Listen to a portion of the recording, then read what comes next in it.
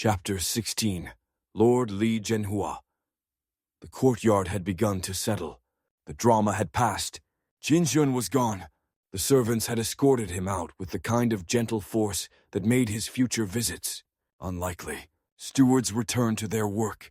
The crowd dispersed in waves, leaving only the core and silence. Lord Li Zhenhua stood at the edge of the ring, one hand still resting on the hilt of his sheathed blade.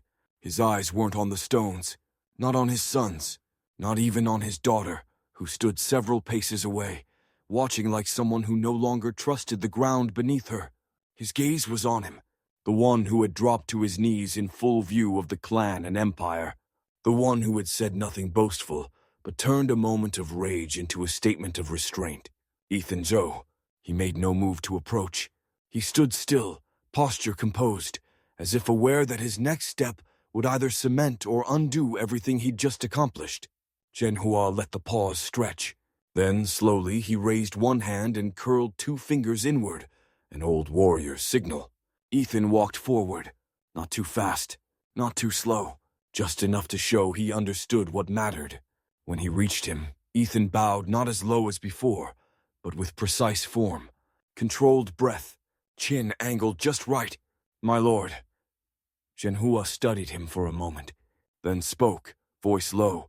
"For what you did today, for the restraint you showed this house, for the dignity you carried on your knees, I would grant you anything in my power." The words were simple, but every person left in the courtyard heard them. Gavin's head lifted slightly. Lucas's shoulders tensed. Nathan straightened as if unsure he'd heard correctly. Zhenhua didn't elaborate, didn't soften it. He meant every word. Ethan didn't flinch, didn't act surprised. He bowed slightly again. "If I might ask a small thing, Lord Li." Zhenhua raised an eyebrow. "Small?" "I would ask for a space in the city," Ethan said calmly. "A place to continue my work. Not a school, a research hall. Somewhere quiet, somewhere to build. Not power, purpose." Zhenhua stared at him, a heartbeat. Then he laughed. Loud, short, sharp. "I forgot you were a scholar." He stepped forward and placed a hand rough, scarred, heavy with the weight of decades on Ethan's shoulder. None of his sons had ever received that gesture in front of others. "Not once. You may take any district in the inner city you desire. Choose it, name it. I will have it signed to your house before nightfall." Ethan said nothing. Zhenhua went on.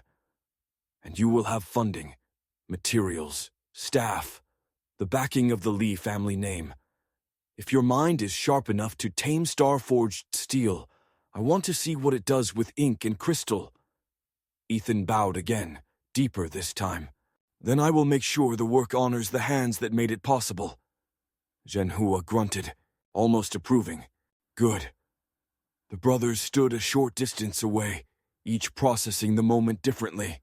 Nathan's mouth was slightly open, still stunned, still awed. Lucas's eyes narrowed in the way they always did when weighing a new piece on the board. Gavin's arms were crossed, expression unreadable, but he was watching closely. None of them spoke, because they knew what this was.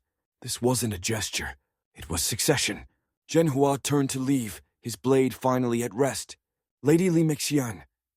Lady Li Mixian had not spoken once during the entire ordeal. She hadn't needed to.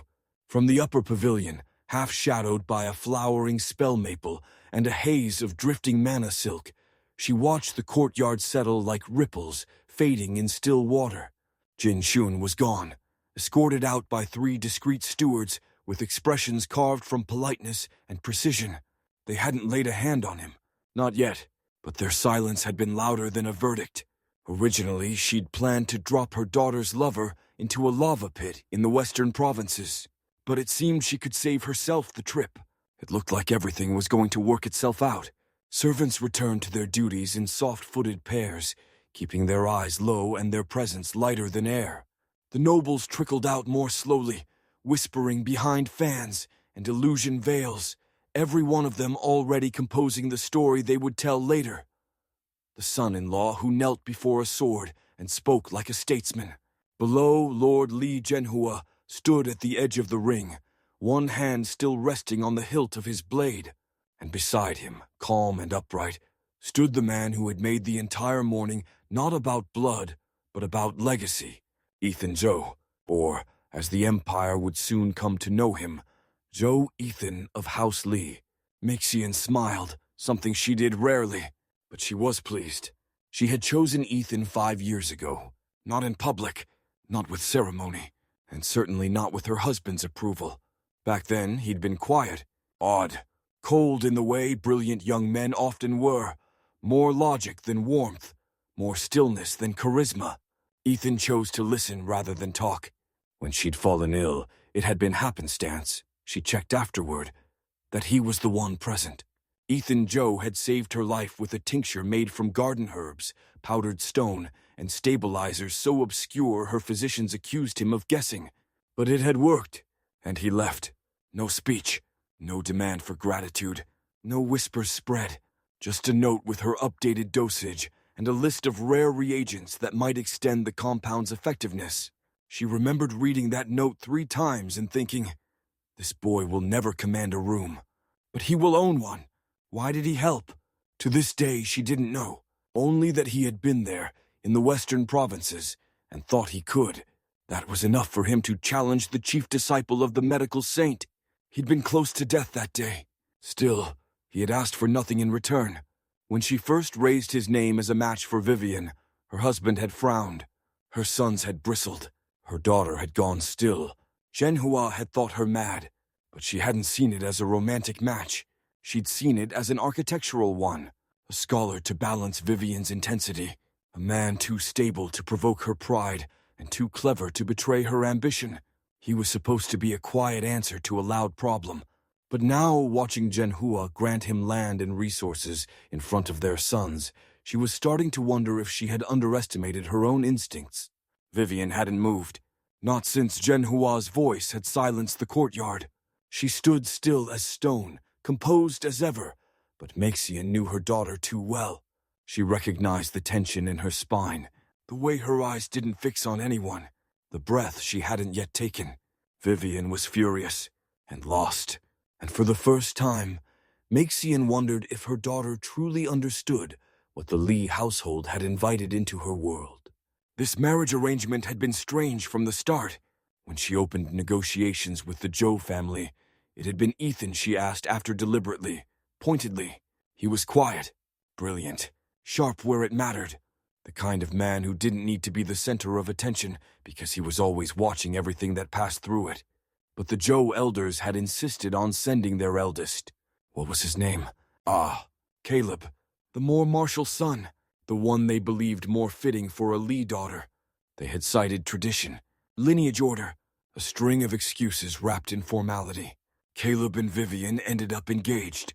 She had accepted it, not because she wanted it, but because of a lapse in the formal request forms.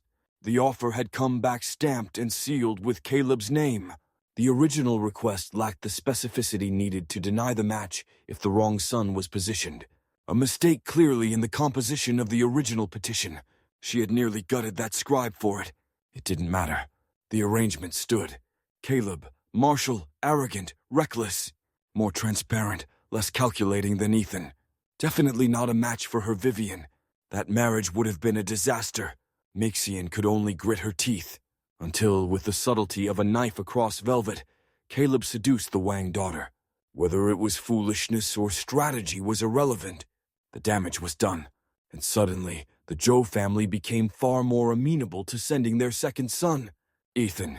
Mixian had accepted the change without a word, but in private she considered it a victory. A quiet correction the world didn't need to know had been made. And now Ethan Joe had become something more than she expected. He was more than a good match, more than a dutiful son-in-law. He was stable with gravity. She had chosen him to temper her daughter, not to rival her. But here he stood, after bending a public scandal into an act of loyalty so elegant it would be discussed in noble salons for years. He had shamed no one, and made everyone look stronger, even Vivian, especially Vivian. And that, Mixian thought, was what would make him so difficult for her daughter to deal with. Vivian could weather competition. She could counter a challenge. outplay a rival, silence a fool. But Ethan hadn't opposed her. He had refused to compete with her, and in doing so, had taken more ground than force ever could. Maxian's gaze swept the courtyard one last time before she turned. The nobles had already begun rewriting their maps. She could see it in their eyes. And whether Vivian realized it or not, she wasn't the only Lee worth watching anymore. Chapter 17, Vivian. The rest of the ceremonies for the final day had been canceled. Thank the gods. She just had to get through this final lunch, then it would be done. The salon was warm with manna-laced perfume and too many voices. Silk robes rustled. Laughter floated like spun sugar over lacquered tea tables. Beneath the arched skylights, sunlight refracted through enchanted glass into soft-edged color, casting a golden glow across the polished floor. It was the formal morning gathering of the wedding cycle. A send-off for noble daughters and distant cousins who'd flown in for the week-long celebrations. Vivian Lee sat near the head of the chamber, poised, perfect, and slowly, irreversibly unraveling. She held her teacup with practiced stillness, its contents untouched. Her mouth was shaped into a quiet smile, one she'd crafted over years of diplomatic duels and courtship wars. But her ears burned with every word that floated past her. And they were all talking about the same thing. Did you see how he moved during the fight with Nathan? Like he was thinking faster than the blade. I heard he never even trained in Lee style. That was all instinct. He didn't blink when Lord Lee raised his blade. He knelt, in full view. Didn't ask for a thing. And that gift? The transmission stone? My father said Master Joe created new tech to accomplish it. Created it himself. Vivian sipped her tea, swallowed air, set the cup down without a sound. Across from her, Lady G of the Skyglass Temple leaned in with a conspiratorial smile. Her voice was low, but not low enough to be missed. Vivian, dearest, will your marriage remain unsealed? The room paused. Not silent, but quiet. That particular kind of quiet noblewomen excelled at, like a breath held just behind a fan. Vivian turned her head slowly. Her expression didn't change. She tilted her head, eyes bright. You've been so reserved, so dignified. We all understand these matches start cold, but surely you don't intend for it to remain that way. Vivian smiled politely. I don't discuss my private affairs at state brunches. A few elegant laughs followed. The moment diffused, but not erased. The attention hadn't shifted away from her. It had shifted toward him. The most vexing part? She didn't know who to be angrier at. Ethan for quietly becoming desirable, or herself for failing to stop it. She had designed this marriage with precision. Boundaries, clarity, no expectations, no entanglement. And yet now she was being asked to justify her choices, not because they cared about her, because he had made himself impossible to dismiss. Was it out of the question for him to just act normal? Act arrogant, act entitled, boast, slap someone's face? Do something that might help her get the narrative back on track? No such luck. Ethan didn't fight for attention, but he was everywhere now, praised in martial circles, gossiped about in academies, discussed at sector councils. He didn't even try to take power. Power was gravitating to him. Another voice closer. If you don't want him, someone will petition. Vivian blinked. Luli, her youngest handmaiden, flushed instantly. Forgive me, my lady. I didn't mean... You were speaking the truth, Vivian said flatly. That was the problem. She'd drawn the lines, declared the boundaries. But now, if Ethan accepted a concubine, it would reflect poorly on her. Not him. Her. She was Vivian Lee. If her husband turned elsewhere for affection or alliance, it would be read as weakness, as a power imbalance, as a failure to secure what was already hers. And she wasn't just talking about sex. The noble houses loved to posture as paragons of restraint, but behind closed doors, they might as well be brothels for all the self-control they practiced. No, she was talking about connection, acknowledgement, real affection. If he found that elsewhere, especially with someone from another Tier 1 house, it would be catastrophic. A political imbalance, a public stain, a personal failure. And she knew, deep down, it was not only possible, it was likely. He had already said so. It was one of the first things he'd told her. that she was free to seek others, that he would do the same. It was a strange thing to say, almost like he expected her to have someone in mind. She remembered Jin Shun. She hadn't thought about him, not truly, since the courtyard. Until now. His voice. His gift box. The way he'd looked at her like they still shared a secret like. The marriage was just a detour. It wasn't just awkward. It was infuriating. He hadn't known her father would be there, but he had known it would be a public gathering, knew that her marriage was political, complicated, and required by her station. But he'd come anyway, and acted in a way that could not be ignored. Jinshun might as well have dry-humped her in the courtyard, and all that could have been forgiven. But he hadn't come to offer affection. He'd come to provoke. Not her, Ethan. To shake him. To challenge him subtly, yes. But to suggest, without words, that she was still in play. Vivian's knuckles tightened on her teacup. What once might have felt romantic now felt stupid, arrogant, and almost fatal. If Ethan hadn't handled it with perfect restraint, Jinjun would be dead and her house would bear the shame. Yes, there would have been fallout. A fracture between her and her father. Their relationship, already a web of pride, power, and restraint, might not have survived Jinjun's death. In that way, Ethan hadn't just defended her honor. He had preserved it. Preserved her relationship with her family. He had done what no one else in that courtyard, including herself, could do. He had stopped a disaster. And he'd done it with a bow. A loud burst of laughter broke her focus. Lady Isabel of the Crimson Basin Gorgeous in deep red, glowing from her latest cultivation breakthrough, was leaning close to one of the Lee cousins, whispering behind a fan and looking directly at Vivian. Another noblewoman, pale and ice-sharp, smirked beside her. Vivian's stomach turned. She rose. Slowly, smoothly. The room quieted as the highest-ranking daughter of House Lee stood without announcement.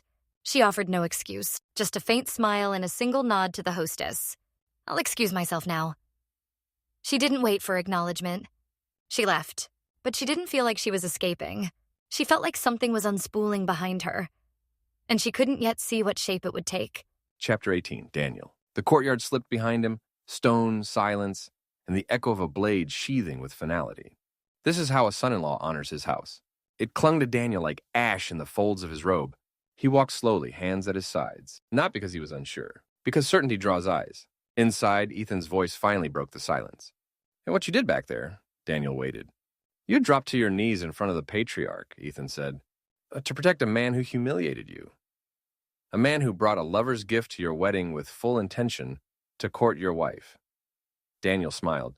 "Your powers of observation are astonishing." Ethan's tone sharpened. "Explain it to me. Because either you've lost your balls along the way, or you're playing some game I don't understand." Daniel exhaled through his nose. "I'm playing the game," he said. "Just not the one that's expected." Ethan sounded irritated. That level of insult demands a response. That's how it works. That's how it's always worked. You don't let someone walk into your house and challenge your place. Daniel stopped walking, eyes fixed on the floating lanterns over the koi pond. "We knew what we were walking into. Trust me, we did the right thing." "I'm trying to understand. Vivian doesn't love you." "True. You don't love her." "Also true. Yet, you chose not just to bow but to kowtow in front of the entire empire. You are 3 for 3, my friend. Why on earth are you kneeling to protect your wife's lover? Make it make sense, please." Daniel turned, arms crossed lightly. "Ethan, you're asking the wrong question," he said. "What would it say if I hadn't?" Ethan didn't answer. He hadn't thought of that. Daniel continued, "For someone who comes across as enlightened, you're just as bad as everyone else here. Am I supposed to be so overcome with insult or jealousy that I kill someone? Really? Over a political marriage? A contract arranged by her mother? She didn't choose me. I didn't ask her to. I know how these stories go, face-slapping, power declarations, melodrama. And don't get me wrong, when needed, we will slap people. We'll slap the hell out of them. But this is not the hill to die on, and it's definitely not worth taking a life for." He shook his head. "You assume we should get worked up. But over what, really? Territory? Authority? Power I don't even want? Yo, you make it sound like there's no meaning to anything. This stuff is important, Daniel. I know that interpersonal relationships are important. Trust me," Daniel said. "But I make it sound like I understand the rules.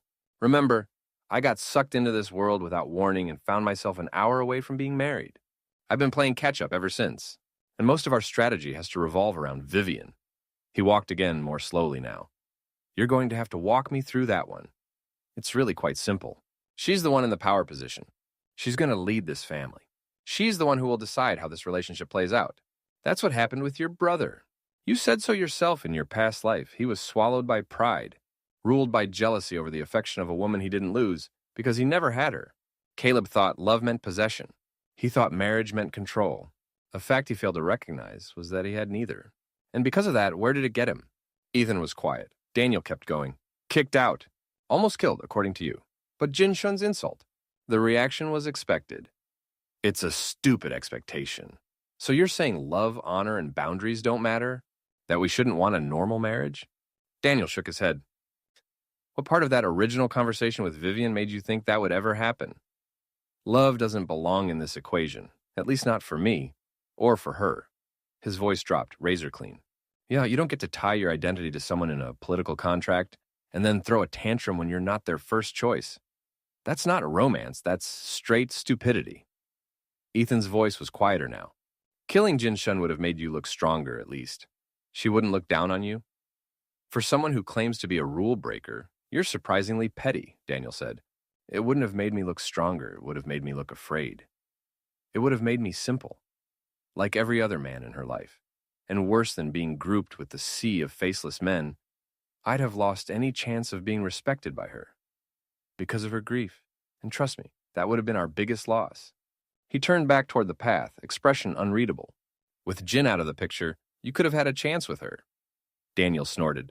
You think after killing her lover we'd start dating, her white moonlight? How do you claim something that doesn't want to be held? Sorry, but I have to ask. Do you know any women at all, Ethan? There was a beat of silence. You know, when I saved her mother's life, I wasn't thinking about any of this. I was just trying to help. Learn more about medicine. When I was reborn and realized I was going to enter the Lee family, I figured if I just kept building, kept serving, eventually I'd find a place, accomplish something. Daniel's expression softened, not with sympathy, but with understanding. He didn't move for a long time. Neither did the breeze. The koi stirred beneath the water, slow and weightless. Ethan was silent, but Daniel wasn't done. Now let me ask you something. Be honest. Why did you do it? Do what? Join the Lee family. Ethan didn't answer right away, clearly thrown. Daniel continued, because from where I'm standing, you knew better. You knew what happened to Caleb. You saw how badly it ended. So why sign yourself up for the same cage? There was a long silence. Because I died, Daniel tilted his head. Not usually a strong opening argument. I mean it. Ethan's voice didn't rise. I died in the last timeline. I don't know what came after exactly. Dying is weird. I saw things, knew things. Snippets of the future. No roadmap, but enough. He paused. The war with the demon realm had already started. Small skirmishes, displaced sects. A few sealed gates cracked open. A lot of people died. I don't think we win. The Lee family should have been a wall, but they weren't. General Lee and his sons, great experts in the empire, were already breaking from the inside. The blood sickness was spreading. The patriarch was failing. Vivian was isolated. The younger brothers were barely holding it together. I was broken. Caleb had been cast out, and Claire. Daniel's jaw tightened. Claire had grown powerful enough to make a difference, Ethan finished. But when the Empire needed her to hold the line, she didn't. She retreated. Daniel stared at the water for a long moment. And you think it was your fault? The sickness that hollowed out the Lee family, Ethan said. I think I could have stopped it. I think I could have saved a lot of people. My silence gave Claire the tools and the space to become something monstrous. I was too caught up in my feelings for her to see how badly I was being used. He exhaled. I'm not a warrior. I could have helped, if I had just finished my research. Any one of several projects, if I had completed them and gotten them into the right hands, they would have helped. But instead, I focused on making Claire happy. And the world suffered for it. Another pause. So you came back to fix it, Daniel said. I didn't have a choice in coming back, but I figured if I was here, I might as well do it properly. So, Daniel nodded slowly. All right, he said. Fair. He looked over his shoulder. So, what part of that plan requires Vivian to love you? Ethan groaned. Daniel continued. I mean it. You came in with a blueprint. A moral weight. Good. Great. Grand. But what made you think affection needed to be part of the formula? So much so that you would have let her lover be executed in front of you? It doesn't, Ethan said, obviously. I just need their resources, their money, their connections. If I have those things and some help, I can finish what I didn't. Exactly, Daniel replied.